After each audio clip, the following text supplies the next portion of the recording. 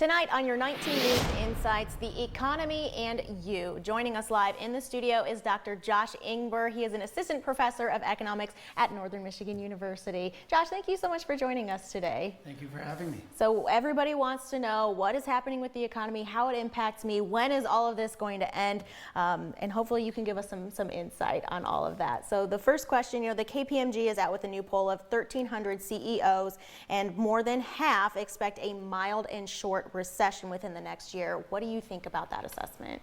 Well, I would like to give a weather report like we would see for tomorrow, but unfortunately I agree with, and I'm not a prognosticator, I don't have a crystal ball, can't see the future, but for folks who have skin in the game, who are betting on these markets, you can sense that they are all thinking that we are going to have some sort of recession. The yield curve, which looks at different interest rates across bond markets with varying time horizons as to when those bonds come due, usually what happens is that you have some of those short-term maturities have smaller interest rates to reflect the fact that you're going to get your money back soon if you lend money into those markets. But what we're seeing is, because of the uncertainty, that some of those interest rates are higher than some of the long-term bonds, and that has historically predicted a recession in the last 7. So I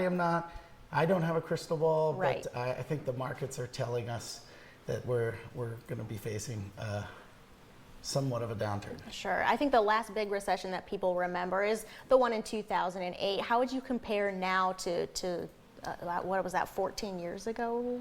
Yeah. Well, it seems to be people, they remember those things, and there's some trauma from each of those. I like to not, these are anecdotal from, in some senses, that they're each unique, and certainly in my lifetime, while we might be able to more clearly see 2008 as maybe a product of loose money and a bubble and speculation in housing, there are a lot of factors that have to do with this recession.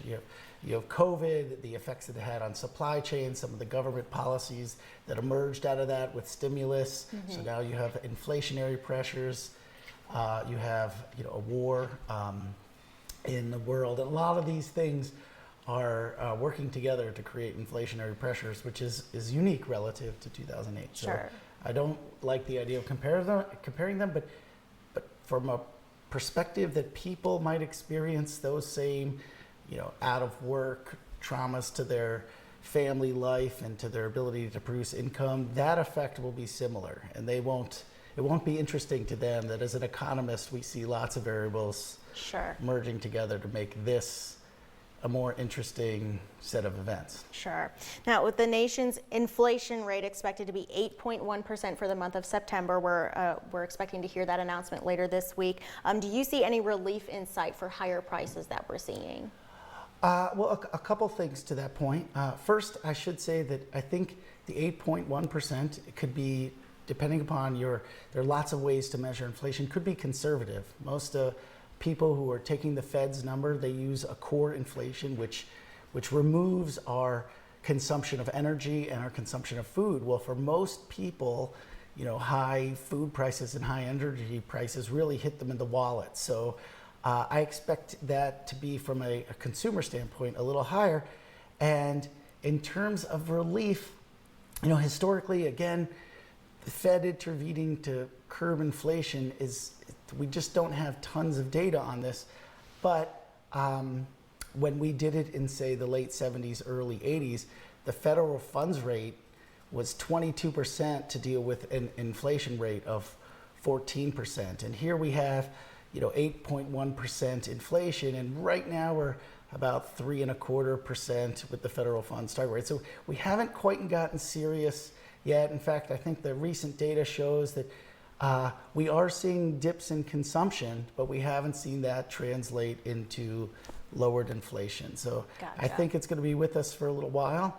I also think that it means different folks for people, particularly in the UP. Ostensibly, and I'm removing here for a second the insidious effects that inflation can have, particularly on financial intermediation and the banking industry and how we finance growth. But if inflation were to be at 8%, and your wage was you were going to go into, the station and say, I need an 8% raise, you wouldn't feel anything different about that. In terms of how it might impact UPers, as the part that I want to make sure I give a little attention to here, our big three industries in the UP, mining, the hospital, the university, they are all, those wages are often determined in big industries like that through some sort of collective bargaining. I'm part of the AAUP union, and shout out to the AAUP folks, but when you collectively bargain for wages, oftentimes those wages are set at whatever that contract is. So you might have some flexibility, Sarah, of going in and asking folks for an 8% raise, but a lot of the folks in the UP won't. So while we will be seeing changing prices at Todex or at grocery stores, if wages weren't to keep up, folks will be feeling that. And that is what I suspect for a lot of UPers. Gotcha. Well, Josh, thank you so much for your insight on that. We appreciate it.